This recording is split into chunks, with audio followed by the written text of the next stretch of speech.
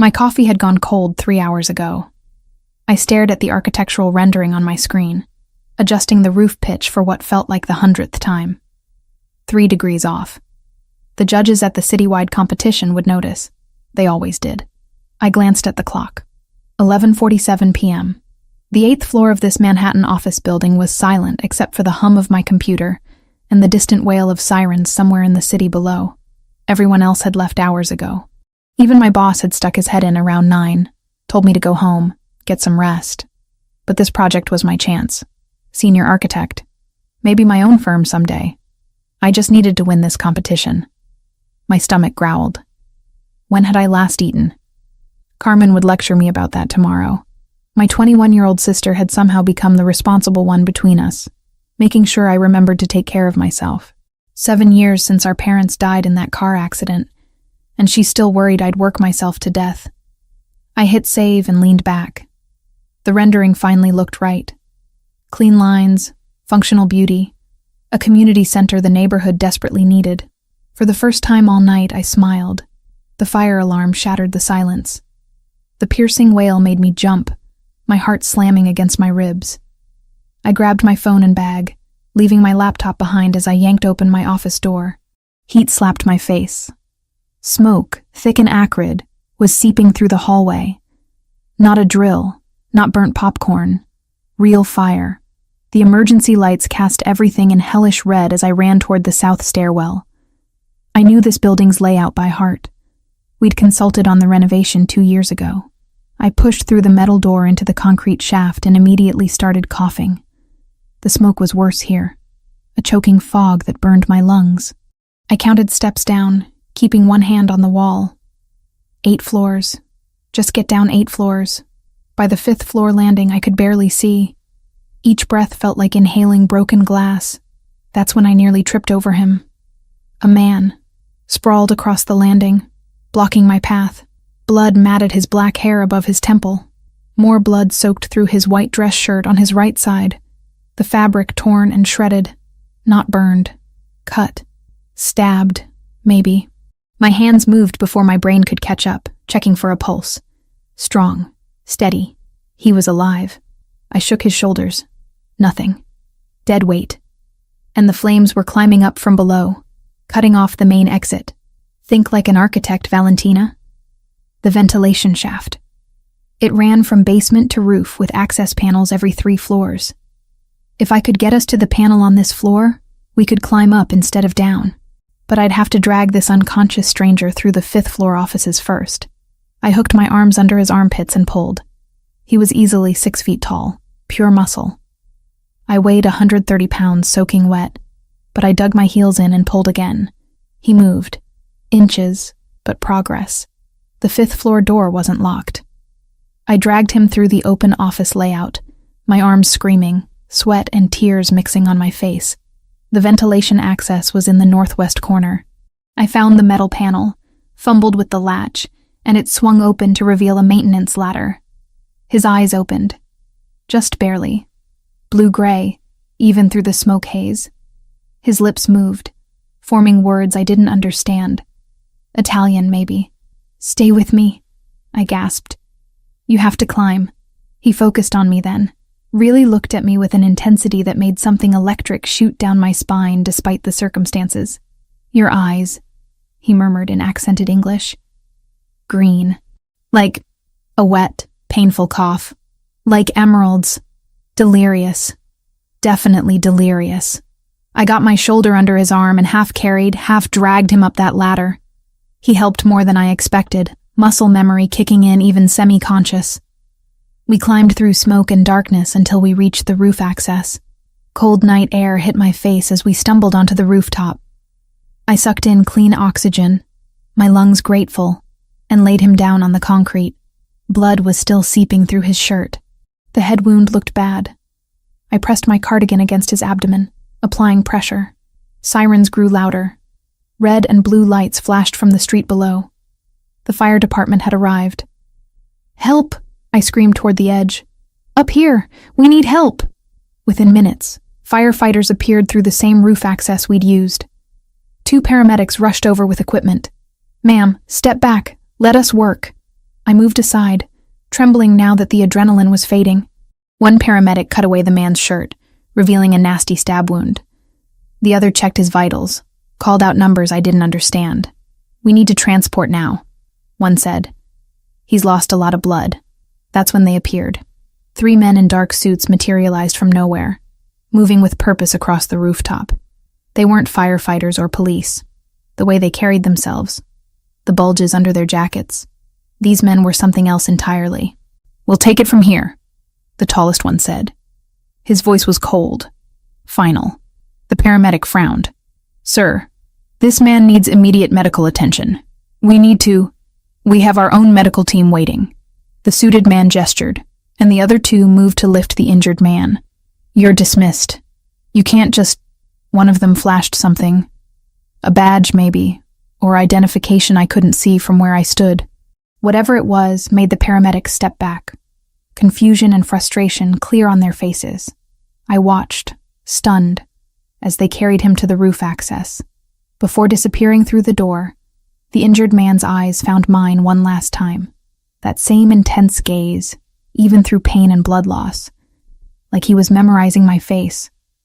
Then they were gone. 2 police officers approached me next, notebooks out.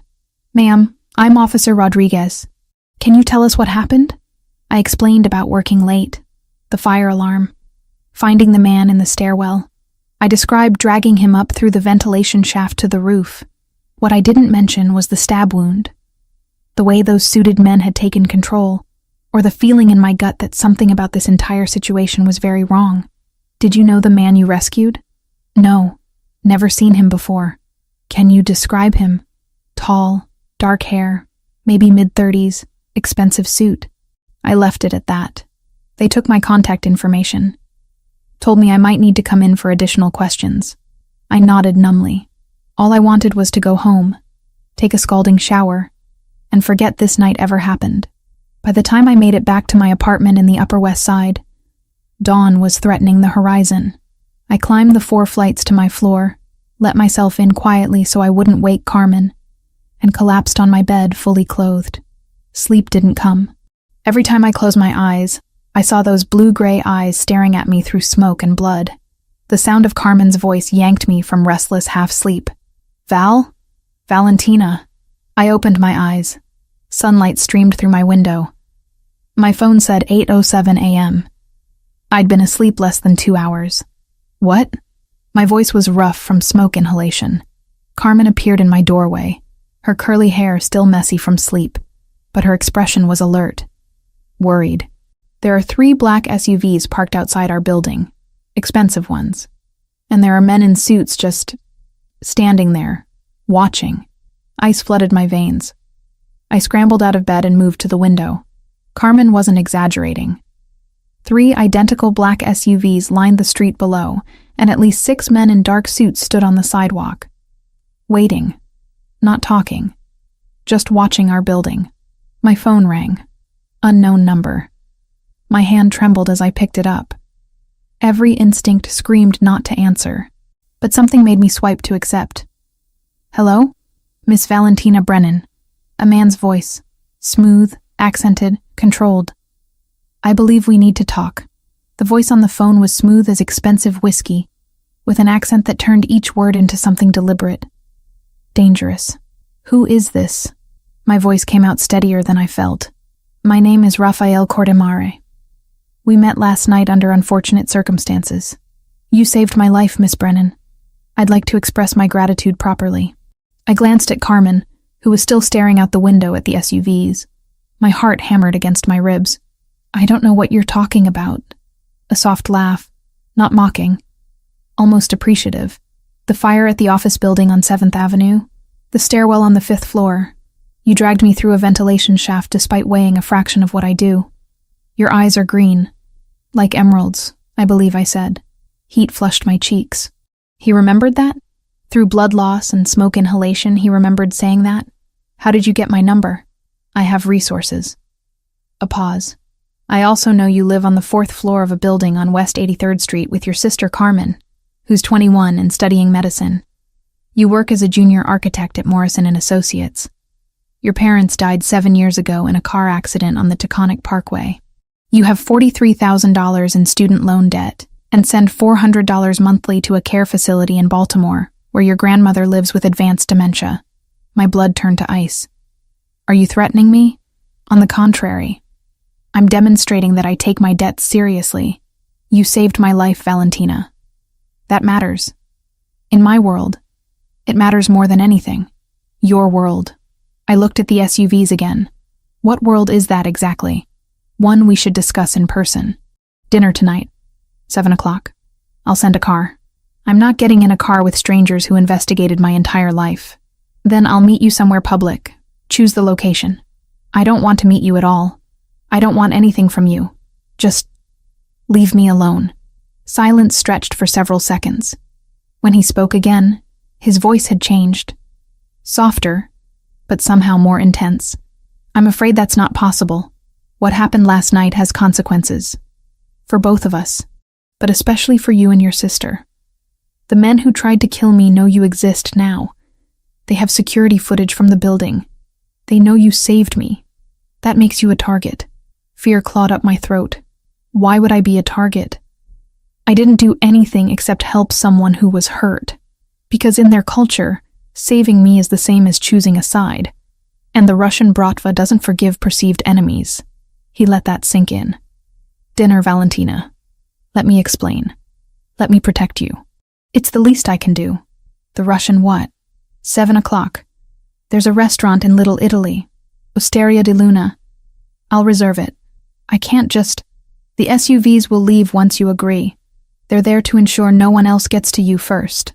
My hands were shaking. I looked at Carmen, who was chewing her bottom lip, anxiety written across her face. Fine. 7 o'clock. But I'm driving myself. As you wish. The address will be sent to your phone. He paused. Thank you, Valentina. For last night, and for tonight. The call ended. The SUVs pulled away within minutes, disappearing into Manhattan traffic like they'd never been there. Val, what the hell is going on? Carmen grabbed my arm. Who was that? The man from the fire. I sank onto the couch. He wants to thank me. Apparently. With a fleet of SUVs and men in suits? That's not normal gratitude. No. I rubbed my face. It's really not. 7 o'clock arrived too quickly. I'd spent the day Googling Rafael Cortemare and finding almost nothing. No social media. A few business records linking him to import companies and restaurants. One society page photo from 3 years ago at a charity event, where he stood in a tuxedo looking like he owned the room. I chose black jeans and a simple green sweater. Nothing fancy. This wasn't a date. This was... I didn't know what this was. Osteria di Luna was tucked on a quiet street, the kind of place tourists walked past without noticing.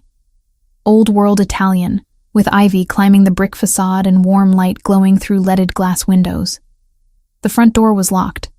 I knocked. A man in a suit opened it. Not the same ones from this morning, but cut from the same cloth. He looked at me, nodded once, and stepped aside. The restaurant was empty except for one table. Every other surface had been cleared, chairs stacked, like the place had been closed for a private party of two. Rafael Cortemare stood from the table as I entered. Seeing him upright, cleaned up, not bleeding or unconscious, stole my breath. He was taller than I remembered. 6'2", maybe 6'3". His black suit was immaculate, tailored to perfection. His hair was combed back from his face, still damp like he'd recently showered. Those blue-gray eyes tracked me across the room with the same intensity I remembered from the rooftop. A small bandage covered his temple where the head wound had been. He moved carefully, like his ribs hurt. The stab wound, probably. But he didn't show pain, just control. Valentina. He said my name like he was tasting it. Thank you for coming. Did I have a choice? That almost smile appeared. There's always a choice. You could have refused, called the police, run. I Googled you. There's almost nothing. I prefer privacy. Or you scrub the internet clean. I stayed near the door. Who are you, really? He gestured to the table. Sit. Let me explain. Against my better judgment, I crossed the room and sat. He took the chair across from me. A waiter appeared from nowhere, pouring wine I hadn't ordered. I run an organization, Raphael began. Import, export, restaurants, real estate. Some of my business is legitimate, some isn't. I won't insult your intelligence by pretending otherwise. You're a criminal. I prefer businessman. But yes, technically. He watched my reaction. Does that frighten you? Should it? Not from me. I don't hurt innocents. I have rules, lines I don't cross. His fingers drummed once on the table. The men who attacked me last night don't share those rules. They're Russian, Bratva, organized crime from Moscow trying to take over territory on the East Coast. I was meeting an informant who claimed to have information about their operations. It was a trap. They tried to kill you. Yes, 2 men ambushed me in that office building. I managed to eliminate them, but not before taking damage. They hit my head, stabbed my side, then set the fire to destroy evidence. I would have died if you hadn't found me. His eyes held mine. You risked your life for a stranger. Why? Because you needed help. That's it? No hesitation? No thought for your own safety? I'm a human being. You were hurt. I couldn't just leave you. Something shifted in his expression. Softness I didn't expect. Most people would have, especially in this city. You're unusual, Valentina Brennan. The waiter returned with food I hadn't ordered. Fresh pasta, perfectly seasoned. My stomach reminded me I'd barely eaten all day. I don't want your money, I said. Or gifts. Or whatever you think you owe me. What do you want? To go back to my normal life. To stop being involved in whatever this is. Raphael leaned back, wincing slightly. The movement pulled at his injury. I can't give you that. The Bratva knows your face now. They'll come for you eventually. To punish me through you. Or to use you as leverage. Then what am I supposed to do? Let me protect you. And your sister. By surrounding us with armed men? By controlling where we go? By keeping you alive? His voice hardened. Make no mistake, Valentina. These men will hurt you. They'll hurt Carmen. They don't care that you're innocent. Fear curled in my stomach, but I pushed it down. And what do you get out of protecting me? Nobody does something for nothing. Peace of mind. He picked up his wine glass. And perhaps your company. I find you fascinating. I'm not fascinating. I'm an architect who works too much. You're brave, resourceful. You don't want anything from me when most people want everything. His gaze traced my face. That green sweater brings out your eyes. I was right about the emeralds. Heat flushed through me. Not fear this time. Something else. Something I absolutely should not be feeling for a man who just admitted to being a criminal. This is insane, I whispered. Yes, I should walk out right now. You should, but I didn't move. And from the way he watched me, he knew I wouldn't. His phone buzzed. He glanced at it, and his entire demeanor changed. The relaxed, almost flirting vanished, replaced by cold calculation. What? I asked. He turned the phone toward me. A photo filled the screen. Carmen, walking out of her university building. 2 men in leather jackets following 10 feet behind her. The angle suggested it had been taken by someone else. Someone watching. Below the photo, a message in Cyrillic alphabet. What does it say? My voice shook. Raphael's jaw tightened. It says they know. Raphael was on his phone before we even left the restaurant, speaking rapid commands in a language I assumed was Italian. His entire demeanor had shifted from the almost charming man across the dinner table to something cold and lethal. This was the real Raphael Cortemare, the one who ran a criminal empire. Get Carmen, now. He held the door open for me, his hand at my back guiding me toward a waiting SUV. My people will bring her to a secure location. You're coming with me. I'm not going anywhere until I know my sister is safe. She won't be safe if you're standing on a Manhattan street arguing with me while Russian hitmen triangulate our position. His eyes met mine, and I saw genuine fear there. Not for himself. For me. Please, Valentina, trust me this once. The SUV pulled up. I got in. The drive to Long Island was silent except for Raphael's phone calls. He switched between English and what I now recognized as Italian, coordinating movements like a general preparing for war. I caught names: Gabriel, Sophia, Elena. People in his organization, apparently loyal enough to mobilize at midnight. "Where are we going?" I finally asked. "My home. It's the most secure property I own. Walls, cameras, armed guards. The Bratva won't get within a mile without me knowing. For how long?" "Until I eliminate the threat." He said it so matter-of-factly. "Until I eliminate the threat." Like he was talking about fixing a leaky faucet, not killing people. The mansion appeared through the trees like something out of a Gothic novel. Stone and glass, lit from within, surrounded by walls that looked more suited to a military compound than a home. Guards stood at the gate, nodding as we passed through. Raphael helped me out of the SUV. His hand lingered on mine, warm and steady. "Welcome to my home. This isn't a home. It's a fortress. It needs to be." He led me inside. The foyer was massive, all marble and dark wood. Tasteful, expensive. Nothing like I expected from a mob boss. "Your sister will be here soon. Gabriel is with her." As if on cue, another SUV pulled up. Carmen burst through the front door, her eyes wild with panic, and threw herself into my arms. "Val, what the hell is happening? These men showed up at my dorm and said I was in danger. They wouldn't let me call you. They just put me in a car and—" "I know. I'm sorry." I held her tight. "It's complicated." A woman entered behind Carmen. Late 40s, silver-streaked black hair pulled back severely, wearing a suit that screamed competence and danger. She moved like someone who'd seen violence and wasn't afraid of it. "Sofia Montesani," Raphael introduced. "My advisor and most trusted associate." Sophia's dark eyes assessed me thoroughly. "So you're the woman who saved his life." I didn't know who he was at the time. Lucky for him. Sophia turned to Raphael. "Gabrielle is sweeping the perimeter. Elena is monitoring all communications. We've picked up increased Bratva chatter in the last hour.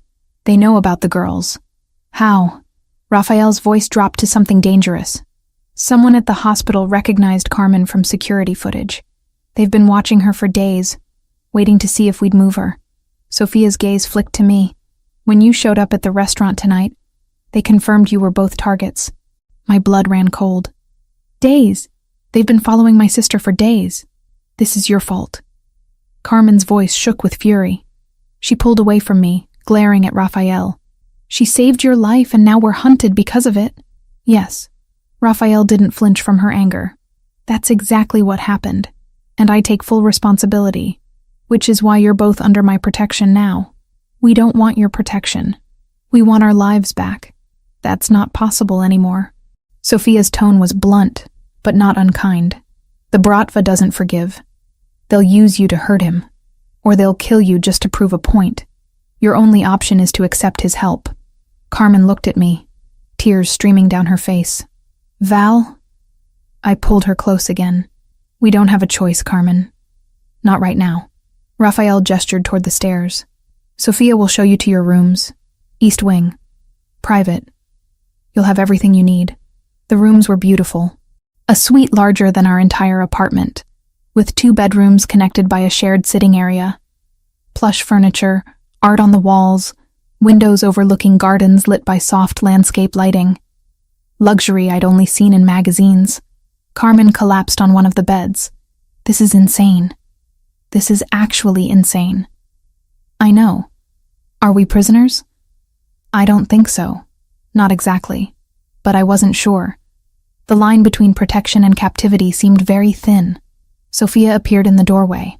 "There are clothes in the closets, your sizes, toiletries in the bathrooms. If you need anything, press the intercom. Someone will respond immediately." "How did you know our sizes?" I asked. "Raphael is thorough." She turned to leave, then paused. "For what it's worth, he's genuinely trying to keep you safe. He doesn't make promises lightly." After Sophia left, I helped Carmen get ready for bed. She was exhausted, emotionally wrung out. Within minutes of lying down, she was asleep.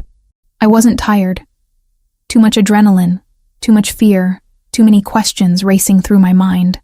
I changed into pajamas someone had provided, soft cotton that fit perfectly, and left the suite. The mansion was quiet. I wandered through hallways, memorizing the layout with my architect's eye. North wing offices, South wing private quarters. Center was public spaces. And then I found the library. Floor-to-ceiling books, leather furniture, a fireplace crackling with dying embers, and Raphael, sitting in a wing-backed chair with a crystal tumbler of amber liquid, staring into the flames. "Can't sleep either?" I asked from the doorway. He looked up, and something in his expression softened. "The guest accommodation's not to your liking. They're beautiful. Probably the nicest room I've ever been in." I stepped inside. "I just needed to think. And I'm disturbing your solitude." "No." I sat in the chair across from him. "Actually, I have questions. I assumed you would." He took a slow sip of his drink. "Ask. That scar on your eyebrow. How did you get it?" He touched it unconsciously. "My father. I was 12. My mother had just died of cancer. At the funeral, I cried. He said courtmary men don't show weakness. When we got home, he hit me with his ring. Split the skin. Told me to remember. Horror curled through me. Your father did that? He did worse to others. He was a brutal man. Effective, but brutal." Raphael's eyes met mine. "I'm not him, Valentina. I do what's necessary for my business, but I have lines I don't cross. I don't hurt innocents. I don't tolerate trafficking or violence against women and children. I'm a criminal, yes, but I'm not a monster. You kill people. People who chose this life, who understand the risks. Not civilians, not people like you. Then why did you assume control after he died? Why not walk away? Because the alternative was watching everything collapse into chaos. Men who worked for us being killed or absorbed by other families. Businesses destroyed. I took control to protect what was ours. And maybe," he hesitated, "maybe to prove I could do it better. Without his cruelty." The vulnerability in his admission surprised me. This powerful, dangerous man admitting he'd wanted to prove something to a dead father who'd abused him. "My parents died when I was 19, I said quietly. "Car accident. Carmen was only 14. I became her legal guardian overnight. Dropped out of college for a year to work, pay bills, keep us afloat. When I finally went back to finish my degree, I worked 3 jobs to cover tuition and her expenses. I've been responsible for her ever since. That's why you saved me." Raphael leaned forward. "You see someone in trouble, you help. It's who you are. Maybe I'm just stupid." "No, you're good. Genuinely good. That's rare in my world." His gaze traced my face. "It's rare anywhere." The moment stretched between us, charged with something I didn't want to name. He was a criminal. A killer. Everything logical said I should fear him. But sitting in that library, firelight casting shadows across his face, all I felt was an impossible pull toward this complicated, dangerous man who'd been hurt by his father and built an empire from pain. Gabriel appeared in the doorway, his expression urgent. "Boss, Sophia got intel from Elena. We have a problem. 3 days." That's how long it had been since Gabriel interrupted us in the library with news of increased Bratva movements.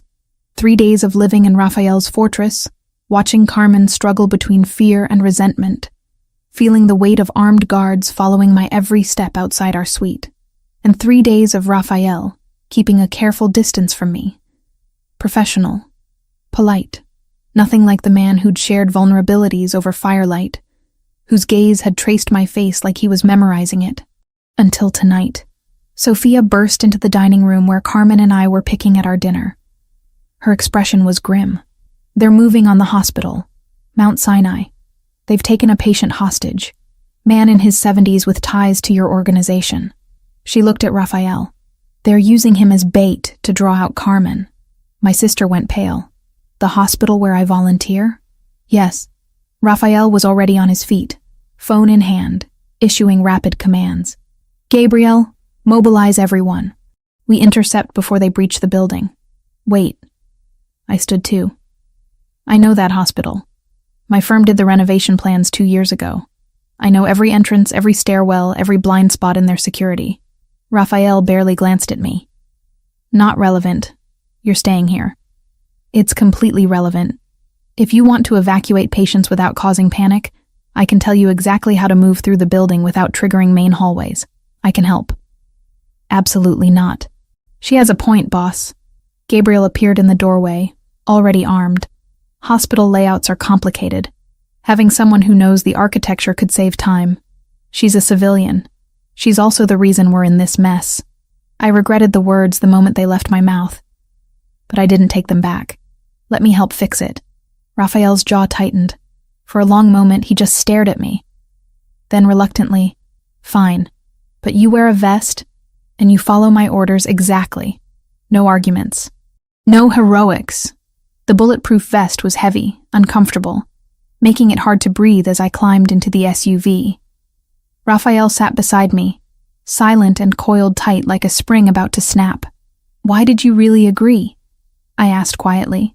Because you're stubborn enough to try something foolish if I left you behind. His eyes met mine. And because I can protect you better if you're where I can see you. We reached Mount Sinai at 4:37 a.m. The hospital was a massive complex of interconnected buildings, most of the windows dark at this hour. Raphael's men were already positioned around the perimeter. Sophia coordinated through an earpiece, her voice calm and efficient. Security is on our payroll, she told me. They're evacuating the patient quietly through the service elevator. You need to guide our people through the fastest route to the underground parking where the exchange is supposed to happen. My architect's brain kicked in. I pulled up the renovation plans on my phone, traced the route with my finger. There. Loading dock access to the basement level, connects directly to parking structure. Avoids all main corridors. Smart girl, Gabriel murmured. We moved through the hospital like ghosts. I led 6 of Raphael's men through maintenance corridors I'd memorized from blueprints, past sleeping patients and skeleton crew nurses who never noticed us. By the time we reached the underground parking level, it was 5:03 a.m. The Russians were already there. 4 men. Maybe 5. It was hard to tell in the shadows cast by flickering fluorescent lights. They stood near a black van, weapons visible. Professional. Calm. Waiting. Raphael stepped forward into the light, and I finally saw him as he truly was. Not the vulnerable man sharing whiskey by firelight, not even the controlled businessman across a dinner table. This was Raphael Cortamare in his element. Cold, lethal, absolute. You're on my territory. His voice carried across the concrete expanse. Leave, now. One of the Russians laughed. Cortamare, we were hoping you'd come yourself. Makes this easier. Where's the patient? Released. We don't actually want him. We want the sister.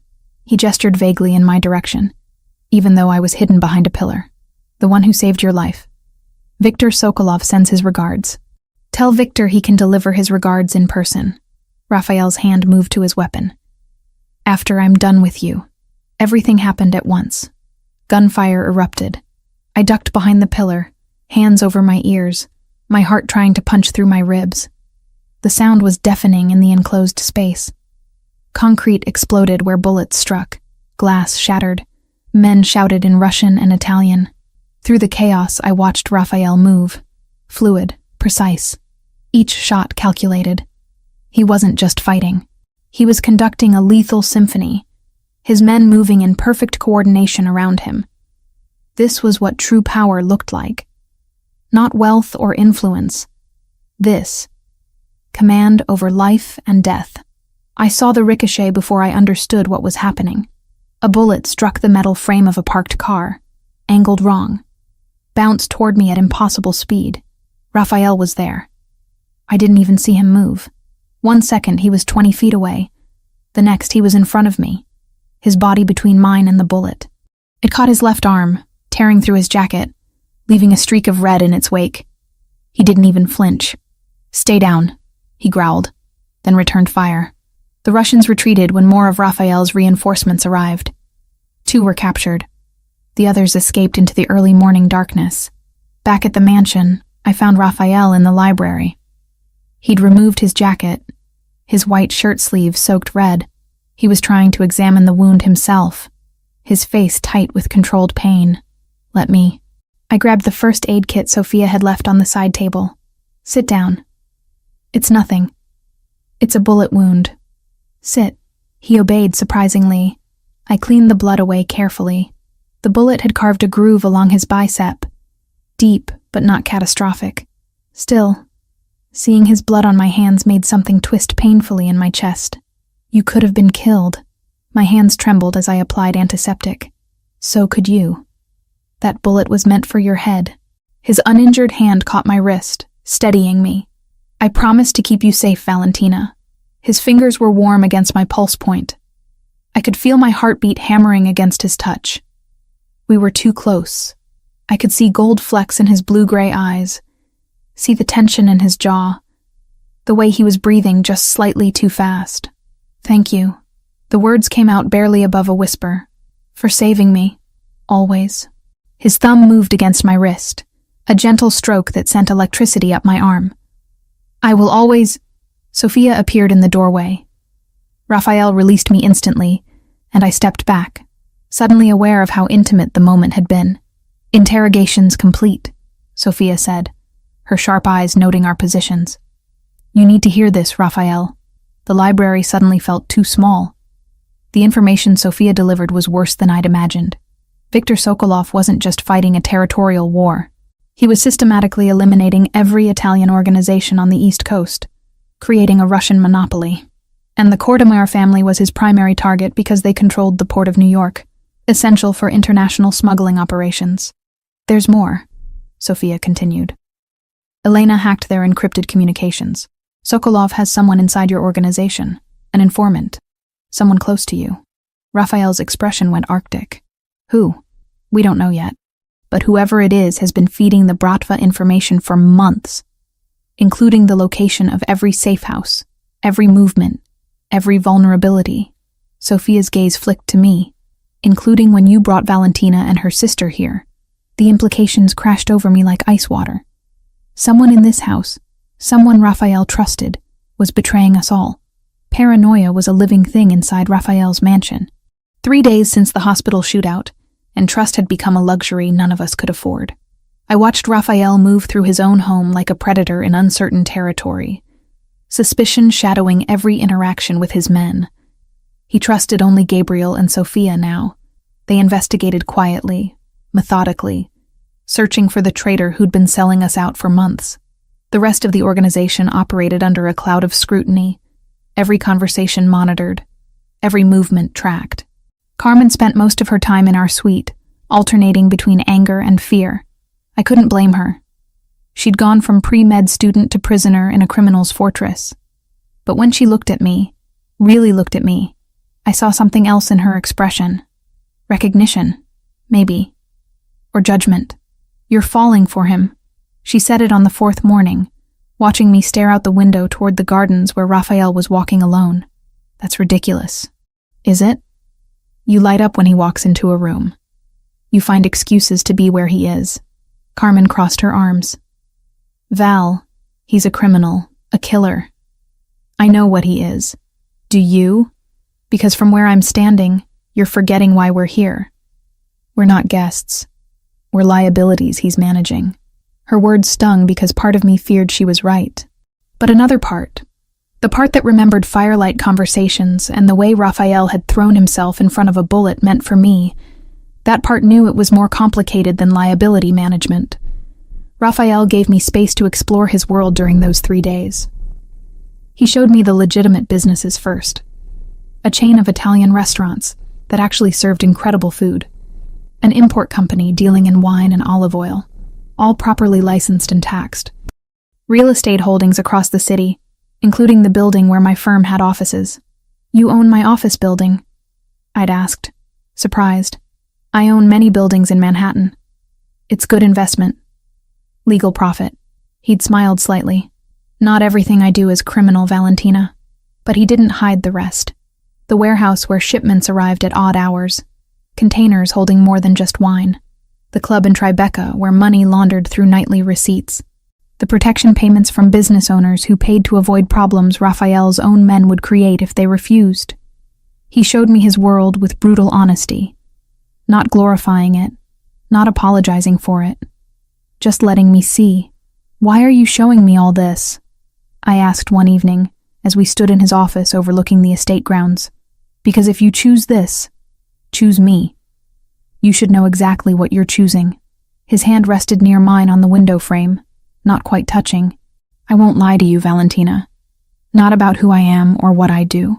That night, unable to sleep, I found myself on the second-floor balcony. The moon was full, casting silver light across the gardens I'd been sketching designs for all week. A distraction from fear, a way to feel useful. You're always awake when you should be sleeping. Raphael's voice came from behind me. I turned. He stood in the doorway, dressed casually in dark slacks and a white shirt, sleeves rolled to his elbows. Less armor than usual. More human. So are you. I have an empire to protect. What's your excuse? A sister to worry about, and a life that's completely fallen apart. I held up my sketchbook. This helps. Designing something beautiful even when everything feels chaotic. He moved closer, looking at my drawings. The garden redesign I'd imagined for his property. More organic than the current geometric layout. Softer edges. Hidden spaces for privacy. Beauty mixed with function. You see potential where others see only what exists. His finger traced one of my sketches. You'd transform this place. Gardens are about growth, change, evolution. I met his eyes. Even in dark soil, beautiful things can grow. The metaphor wasn't lost on either of us. Teach me something, I said suddenly, about your heritage, your language. What do you want to know? Tell me what you think when you look at me. The boldness surprised us both. Raphael's expression shifted. Vulnerable. Raw. I think you're the most dangerous thing that's ever entered my life. Not because you threaten me. Because you make me want things I have no right wanting. You make me believe I could be more than what my father made me. The air between us crackled with tension that had been building for days. Weeks, maybe. Since that first moment on the rooftop when smoke-filled eyes had met mine. Raphael, he kissed me. Not gentle, not tentative. Deep and consuming, like he was drowning and I was oxygen. His hands cupped my face, angling my mouth to his, and I melted into him completely. Every rational thought evaporated. There was only this, only him, only the way my body recognized his, like coming home to something I'd been searching for my entire life. When we finally broke apart, both breathing hard, his forehead rested against mine. I can't do this to you, he whispered. You deserve someone clean. Someone who won't wake you with nightmares or put you in danger just by loving you. Someone better than me. I grabbed his shirt, fisting the fabric, keeping him close. Stop deciding what I deserve. I'm 27 years old, Raphael. I've raised a sister since I was 19. I've worked 3 jobs while finishing my degree. I've survived loss and debt and impossible choices. I'm not some naive girl who needs protecting from her own decisions. Valentina. I choose you. The words came out fierce, certain. I choose this. Whatever happens, I'm choosing it with my eyes open. His thumb traced my cheekbone. You'll regret it. Maybe. But it'll be my regret. My choice. He kissed me again. Softer this time. Reverent. Like I was something precious he was afraid of breaking.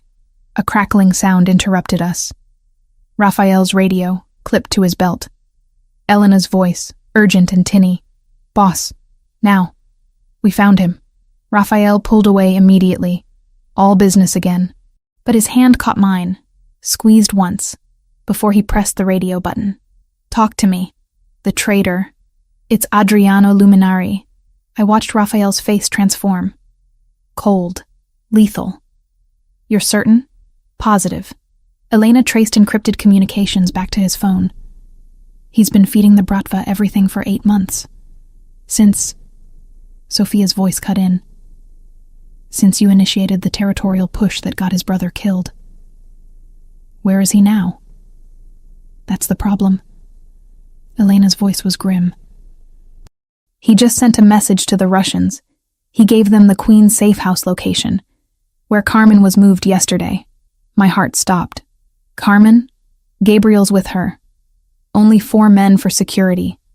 We thought it was temporary, just overnight. Sophia's voice tightened. Russians are mobilizing. Elena intercepted the chatter. They'll be there in 15 minutes.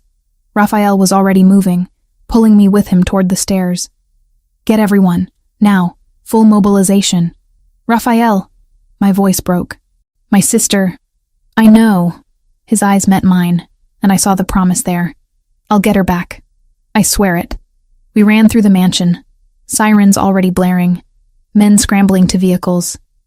Carmen was in danger because of me, because I'd saved Raphael, because I'd chosen this world, and we had 15 minutes to save her life. The drive to Queens was 40 minutes of pure hell. I sat in the back seat of the SUV, pressed between Raphael and Sophia, watching city lights blur past at speeds that should have terrified me. But fear for Carmen eclipsed everything else. Raphael was on the phone constantly, coordinating his forces in clipped Italian. His face was carved from stone, emotionless, but his hand found mine in the darkness, fingers interlacing, grip almost painful. That squeeze was the only indication he felt anything at all. "We're 5 minutes out," Gabriel's voice crackled through the radio. "I've got visual on the safe house. Gates intact. No movement outside." Raphael's jaw tightened. "Stay sharp." We arrived at 2:47 a.m. according to the dashboard clock. The safe house was a nondescript building in a residential neighborhood, the kind of place that blended into Queen's anonymity. Except the gate hung crooked on its hinges. The front door stood open, and even from the street, I could see broken glass glittering on the concrete. Raphael was out before the SUV fully stopped, weapon drawn, moving toward the building with lethal precision. Gabriel and 4 other men flanked him. Sophia grabbed my arm when I tried to follow. "Stay in the vehicle. That's my sister in there. Which is why you stay here. You can't help her if you're dead." I watched through the windshield as they entered the house. Every second stretched into eternity. Then Raphael emerged, supporting Gabriel. Blood streaked Gabriel's face from a gash above his eye. He was conscious but staggering. Raphael's expression when he looked at me confirmed my worst fear. Carmen was gone. I was out of the SUV and running before Sophia could stop me. Inside the safe house, I found 2 of Raphael's men dead. Clean shots to the head. Professional. The kind of killing that left no room for survival. "How long?" Raphael barked at Gabriel. "Maybe 10 minutes. They came through the back. 6 of them. Took Carmen and vanished." Gabriel winced. "I'm sorry, boss. I tried." "I know." Raphael's voice was ice. "Elena, talk to me." The woman's voice came through his earpiece, loud enough for me to hear. "I'm in their system. Hacked the cameras at 3 Bratva locations. Found her. Red Hook, Brooklyn. Warehouse district near the old grain terminal." "How many hostiles?" "Can't tell. But Sokolov just sent a message." Elena's voice dropped. "He wants to trade. Carmen for Valentina. Says you have 1 hour to decide." The world tilted. Raphael's eyes met mine, and I saw something break in them. Fury mixed with desperation. "Not happening." "Raphael?" "No." He grabbed my arms. "I will not trade your life for hers. We're going in. Full assault. I'll get Carmen out. And if he kills her the moment you breach that warehouse?" My voice shook. "He's using her as bait. But it's me he really wants. Let me do this." "Valentina, no. She's 21 years old. My sister. My responsibility." Tears blurred my vision. "This is my fault. I saved you. I brought this down on her. Let me fix it." Sophia touched Raphael's shoulder. "Boss, we need to move. 1 hour isn't much time." Raphael's hands tightened on my arms. Then he pulled me against his chest, held me so tight I couldn't breathe. "I will come for you. Both of you. Do you understand? This isn't goodbye. This is me asking you to trust me one more time. Always." He kissed me then. Hard and desperate and full of promises we both knew he might not be able to keep. Then he released me and turned to his men. "We have 53 minutes. Get me schematics of that warehouse. I want every entry point, every window, every way in and out. Sophia, coordinate with the other families. I don't care what favors I owe. I need every available man in Red Hook in 40 minutes. The plan was flawless. Precision, strategy. Everything Raphael was famous for. Except I wasn't part of it. Back at the mansion, they left me in the command center with Elena monitoring her screens. Raphael and his forces mobilized, heading for Red Hook. I had 20 minutes before they arrived at the warehouse. 20 minutes to do what I had to do. Elena was brilliant with technology, but useless at physical security. I'd been studying this mansion for days, using my architect's eye to memorize layouts, to notice the maintenance corridor that connected the east wing to the garage, the exit that bypassed all the main security checkpoints because it was designed for staff and deliveries. I found the corridor, slipped through like a ghost, and reached the garage where a dozen vehicles sat idle. Keys hung on hooks labeled by car. I grabbed the first set I found, climbed into a BMW, and drove through the service gate that opened automatically for outgoing vehicles. I was half a mile away before anyone noticed. I used my phone to call the number Sokolov had sent. A voice answered in accented English. "The Kortemar girl. Calling to beg? I'm calling to trade. Me for Carmen. I'm on my way to Red Hook now. Alone." Silence. Then, "You're lying. Kortemar would never allow it. He doesn't know. I left. Tell Sokolov I'll be there in 30 minutes. He gets what he wants. Me. But Carmen walks free. How do we know this isn't a trap? Because if Raphael knew I was coming, he'd stop me. This is my choice. My trade. Tell Sokolov." I ended the call before they could respond. My hands shook on the steering wheel. What I was doing was insane. Suicidal, probably. But Carmen was innocent. She'd been dragged into this because of me. Because I'd saved a stranger in a burning building without knowing he was a Mafia boss. I'd fix this. Or die trying. The warehouse district in Red Hook was exactly as bleak as I'd imagined. Abandoned buildings, broken streetlights, the smell of industrial decay and salt water. I followed the address Elena had identified, found the warehouse with its rusted door and shattered windows. 3 men waited outside. They grabbed me the moment I stepped out of the car, searched me for weapons or wires, then dragged me inside. The warehouse was cavernous, empty except for chains hanging from the ceiling and Carmen tied to a chair in the center. She looked up as they pushed me forward, her eyes widening in horror. "Val? No, what did you do?" "Saved you." I tried to smile. Failed. "It's okay, Carmen. It's going to be okay." Viktor Sokolov emerged from the shadows, tall, barrel-chested, with cold eyes and a smile that promised violence. "The hero. Twice now you save lives. Kortemares, now your sisters." He circled me slowly. Such selflessness is rare. Stupid, but rare. Let her go. That was the deal. The deal was you for her. But perhaps I keep both. Use you to destroy Kortemair completely. Or perhaps you die in the next 30 seconds. Raphael's voice cut through the warehouse like a blade. He stepped into the light, weapon raised, with what looked like 40 men fanning out behind him. I'd never seen anything more beautiful or terrifying in my life. Sokolov's men raised their weapons. For one heartbeat, the entire warehouse balanced on the edge of massacre. "You bring an army to a hostage exchange?" Sokolov laughed. "Predictable, Kortemare. You threaten what's mine." Raphael's eyes never left Sokolov. Also predictable. Gunfire erupted. I dropped, crawling toward Carmen as bullets shredded the air above us. Raphael's men moved like a coordinated machine, taking positions, returning fire with brutal efficiency. I reached Carmen, started working on her ropes with shaking fingers. "You came for me," she sobbed. "Always. I'll always come for you." The rope finally gave. Carmen's hands came free, just as I saw Sokolov running toward a back door. He slammed something on the wall as he disappeared. A digital timer, glowing red, counting down from 30 seconds. "Bomb!" someone shouted. Raphael was there cutting my ropes, pulling us both to our feet, his arm around my waist, supporting Carmen with his other hand. He ran.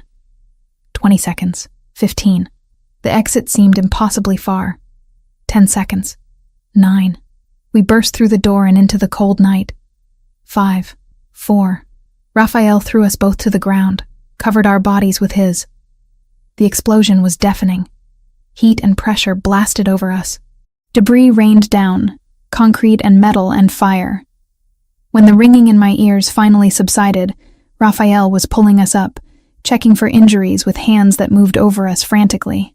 "Valentina. Carmen. Are you hurt?" Carmen had bruises on her face.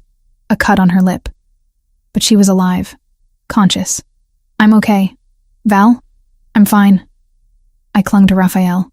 You came. Always. He crushed me against him. Don't ever do that again. Don't ever sacrifice yourself like that. Promise me. I can't. She's my sister. His laugh was strained.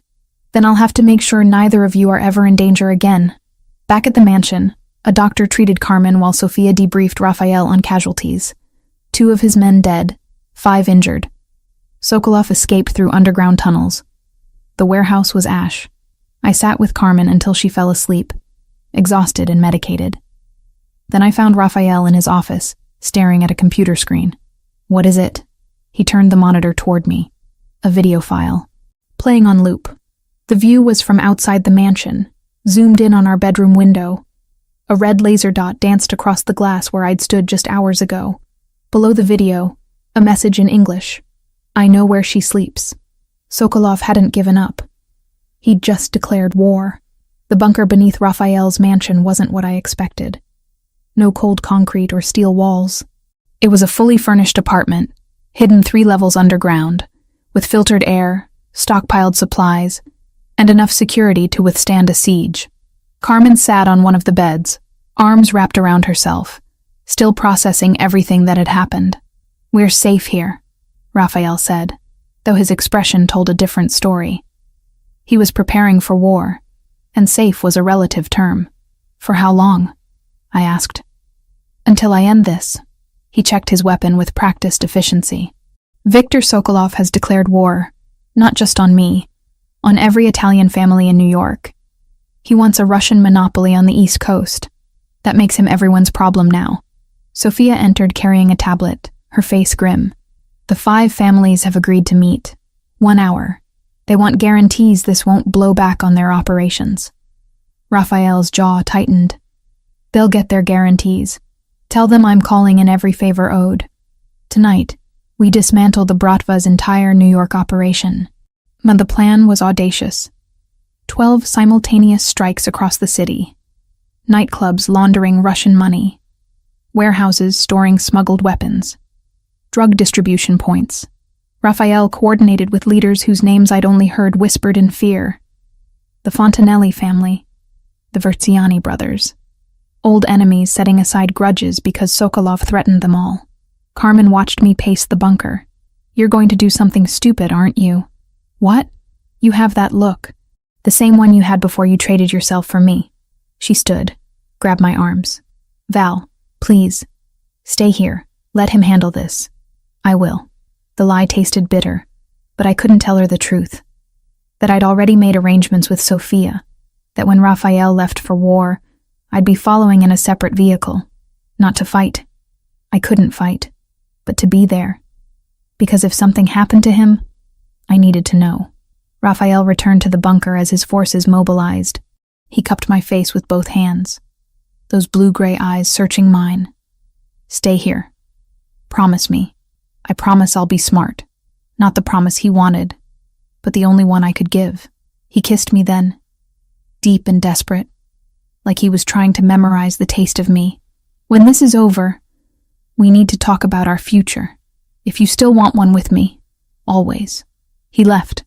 The bunker door sealed with a heavy clang. I waited exactly 10 minutes. Then I pressed the emergency release Sophia had shown me, the one that bypassed the main security protocols. Carmen tried to stop me, but I was already moving. Sophia waited in the garage with a nondescript sedan. He's going to be furious. I know. I climbed in. But I can't sit in a bunker while he might be dying. The city transformed into a war zone that night. Elena coordinated through encrypted channels, her voice calm despite the chaos. Strike teams hit 12 locations simultaneously at 10 p.m. The precision was terrifying. Raphael's men moved like ghosts, dismantling Sokolov's empire piece by piece. But Sokolov wasn't at any of the locations. Elena tracked him through security cameras, following his movements across Brooklyn until he reached Red Hook. The port. Exactly where Raphael predicted he'd run. We arrived as the confrontation began. Raphael stood on the dock, backed by Gabriel and 30 men. Sokolov waited near a cargo ship, his own forces forming a barrier. Between them, 50 feet of concrete, and the knowledge that only one man would walk away. Kordamare, Sokolov's voice carried across the distance. You've cost me everything tonight. My operations, my money, my reputation. You threatened what's mine. Raphael's voice was ice. Did you think there wouldn't be consequences? I'm leaving. Back to Russia. This is your victory. Let me go. No. Raphael stepped forward. You put a target on innocent women. You used civilians as weapons. You broke every code. There's no walking away from that. Sokolov smiled. Then we both die tonight. The gunfight erupted like thunder. I watched from behind a shipping container where Sofia had positioned us. My heart in my throat as Raphael and Sokolov's forces clashed. Men fell. Blood painted the concrete. The smell of gunpowder choked the air. Then it was just Raphael and Sokolov. Both out of ammunition. Both wounded. They circled each other like wolves, and I realized with horror they'd fight hand to hand. Sokolov was bigger, heavier, but Raphael was faster, more precise. They collided in a brutal exchange, fists and elbows, grappling, each trying to kill the other with bare hands. Raphael used the environment, slamming Sokolov against a steel post, using a chain hanging from a crane to choke him. Sokolov went down hard, gasping. Defeated. Raphael stood over him, chest heaving, blood running from a cut above his eye. It's over. But it wasn't. Sokolov's hand moved, pulling a backup weapon I hadn't seen. The gunshot cracked like a whip. Raphael staggered. Red bloomed across his chest, left side, near his heart. I was running before I could think, Sofia shouting behind me. I reached Raphael as he collapsed, pressed my hands against the wound, felt his blood hot and terrifying against my palms. No, you don't get to die. You promised to keep me safe. I can't be safe without you. Tears blurred my vision. Raphael, stay with me. Please. His eyes focused on mine. He tried to smile.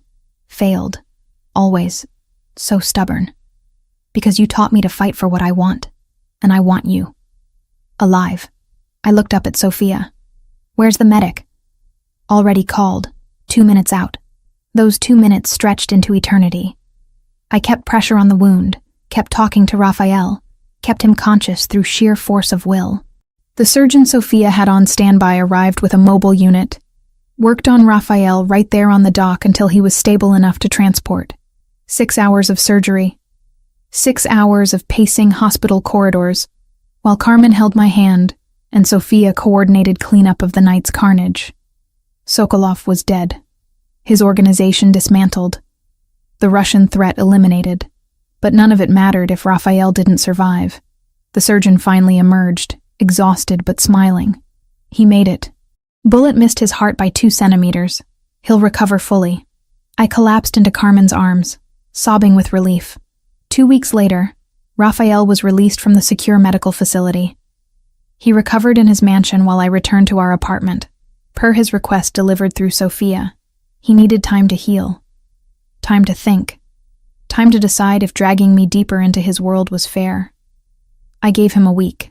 Then I couldn't take it anymore.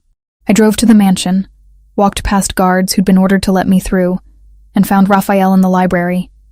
He looked thinner, paler, but alive. So beautifully, impossibly alive. Valentina, no. You don't get to push me away now. Not after everything. I crossed to him. I chose this. I chose you. And I'll keep choosing you every single day if you let me. His hand caught mine, pulled me down to sit beside him. You deserve better than a life of looking over your shoulder, than wondering if tonight's the night someone comes for me. For us. Maybe. But I don't want better. I want you. I laced our fingers together. The question is, do you want me? More than anything. His voice broke. You terrify me, Valentina Brennan. Because losing you would destroy me completely. Then don't lose me. Keep me. Let me stay. He kissed me then. Gentle because of his injuries, but no less intense. A promise. A beginning. When we finally pulled apart, he was smiling. Really smiling. I love you, he said. Simple. True. I've loved you since you dragged me out of that burning building. I love you too. Even though you're complicated and dangerous and probably terrible for my blood pressure. His laugh was warm. Real. So what happens now? Now we figure out how to build a life together. One where Carmen can finish medical school without armed guards. One where I can practice architecture. One where you run your empire but come home to me every night. That's a tall order. You're Rafael Cortemare. You've built an empire. Surely you can build a life. He pulled me closer, careful of his wounds. With you, I'll build anything. 2 weeks felt like 2 years. I moved through my apartment like a ghost, going through motions that used to define my life. Work. Sleep. Worry about Carmen. Repeat. Except now every routine felt hollow, like I was playing a role in someone else's story. Carmen was seeing a therapist 3 times a week. Processing trauma, the doctor called it. She'd gone back to her classes, though I noticed the discreet SUV that followed her to campus each morning. Rafael's doing, though he communicated everything through Sophia now, keeping his distance, giving me space I never asked for. You should call him, Carmen said one evening, watching me stare at my phone for the 100th time. He doesn't want to hear from me. He almost died saving us. I think he wants to hear from you. She crossed her arms. Val, I was wrong before. About judging you for falling for him. After everything he did, the way he mobilized an entire city to get me back, the way he looked at you on that dock. She trailed off. That's not just protection. That's love. It doesn't matter. His world is too dangerous. He knows it. I know it. But even as I said the words, I didn't believe them. On the 3rd Thursday, I couldn't take it anymore. I drove to Little Italy, to Osteria di Luna, where Rafael had taken me for our first real conversation. The same restaurant that had been closed just for us, where I'd first glimpsed the man beneath the armor. It was open to the public now. I asked for a table, was seated near the window. The same table where we'd shared wine and truths. I ordered pasta I didn't want. Drank wine that tasted like regret. Still can't sleep without making sure everyone else is taken care of first. I looked up. Rafael stood beside my table, dressed in a dark suit that made his blue-gray eyes even more striking.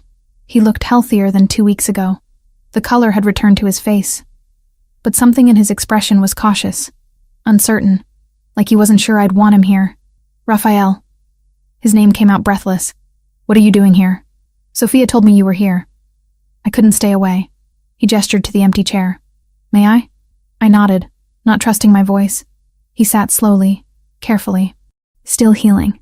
I've been trying to give you space, to let you reconsider everything, to realize you deserve better than a life with me. Stop telling me what I deserve. I tried. His smile was sad. For 2 weeks, I tried to convince myself you'd be safer, happier without me, that the right thing was to let you go back to your normal life. But I can't lie to myself anymore, Valentina. I don't want to let you go. Then don't. It's not that simple. My world will always be dangerous. There will always be enemies. Always threats. I can minimize them, but I can't eliminate them completely. You'd be choosing a life of looking over your shoulder. I'd be choosing you. I reached across the table, took his hand. I've spent 2 weeks pretending I could go back to who I was before that fire. Before you. And I can't. You changed me, Rafael. You showed me that I'm stronger than I thought. Braver. That I can face impossible things and survive. You showed me I could be more than what my father made me. His thumb traced circles on my palm. That I could build instead of just destroy. That I could love someone more than power. So what happens now? He was quiet for a long moment. When he spoke, his voice was steady but vulnerable in a way I'd never heard. I can't offer you safety. I can't promise there won't be danger. But I can promise you choice. Real choice, Valentina. You want to keep working as an architect? I'll support that. Want your own firm? I'll invest. Want to stay in your apartment? Keep distance from my business? We'll figure it out. Want children someday or never? Your decision. The only thing I can't offer is the choice of me not loving you. That's already been decided. Tears blurred my vision. I choose you. Every day. Every risk. Every danger. I choose us. He stood, pulled me up with him, and kissed me right there in the restaurant. Deep and sure, and full of promises we'd spend a lifetime keeping. Around us, other diners pretended not to stare. I didn't care. Nothing existed except this man who'd saved me, as surely as I'd saved him. 6 months later, I stood on the balcony of a house I'd designed from scratch. Not in Long Island. Westchester instead, 45 minutes from Manhattan, surrounded by trees that would turn spectacular colors in autumn. The house blended security with beauty. Reinforced walls hidden behind elegant stonework. Bulletproof windows that let in streams of sunlight. Guard posts camouflaged as garden structures. It was a fortress that felt like a home. Raphael came up behind me, wrapped his arms around my waist, rested his chin on my shoulder. "What are you thinking about? How strange life is. 6 months ago, I was working late in an office building. Now I have my own firm. I live in a house I designed with the man I love. And I'm actually happy. You earned every bit of it." He pressed a kiss to my temple. "Your first commission came through, by the way. The community center in Little Italy. They approved your designs." I turned in his arms. "Really?" "Really. Sophia said it's brilliant. Contemporary design that honors the neighborhood's history." Pride shone in his eyes. "You're going to transform that neighborhood, Valentina. We're going to transform it. Your funding made it possible. Our partnership." He smiled. "In business and everything else." Carmen's laughter drifted up from the gardens below. She was walking with Gabriel, their heads close together, her hand in his. She'd finished her semester with honors, was thriving in her pre-med program despite everything, and she'd found something real with Gabriel. Not the violence and danger, just a good man who made her laugh. "You know she's going to end up marrying him," I said. Gabriel already asked my blessing. Raphael's smile widened. "I told him only if he promised to treat her better than I treated you at the beginning. You've more than made up for that." I stretched up to kiss him. Every single day. His arms tightened around me. "I love you, Valentina Brennan. More than I thought I could love anything. I love you too. Even though you're complicated and dangerous and occasionally drive me crazy. Only occasionally? I'm being generous." He laughed, the sound warm and free. The laugh of a man who'd found peace in chaos, who'd learned to build a life instead of just survive one. Sophia appeared on the balcony, tablet in hand. "Sorry to interrupt. Valentina, the permit for the community center came through. Construction can start next month." She handed me a folder. "Also, this came for you, from the Orfanato Fund." I opened it. A thank you letter from the children's home Raphael had established in my name. The one he'd funded after I'd mentioned wanting to help kids who'd lost parents like Carmen and I had. He'd made it real without asking, just signed the papers and made it happen. "You're going to make me cry," I whispered. "Then I'm doing something right." Raphael took the letter, set it aside, and pulled me close again. "Come on, let's go inside. I want to show you the plans for the wine cellar renovation. Unless you'd rather keep watching the sunset. The sunset can wait." I laced my fingers with his. "I'd rather be with you." We walked inside together, into the home we'd built, the life we'd chosen, the future we'd create despite all odds. Behind us, the sun painted the sky in shades of gold and crimson, a promise of tomorrow, a reminder that even in darkness, there was always light if you fought hard enough to find it. And we had fought. Through fire and blood and impossible choices, we'd earned this peace, this love, this life, and I wouldn't change a single moment of it.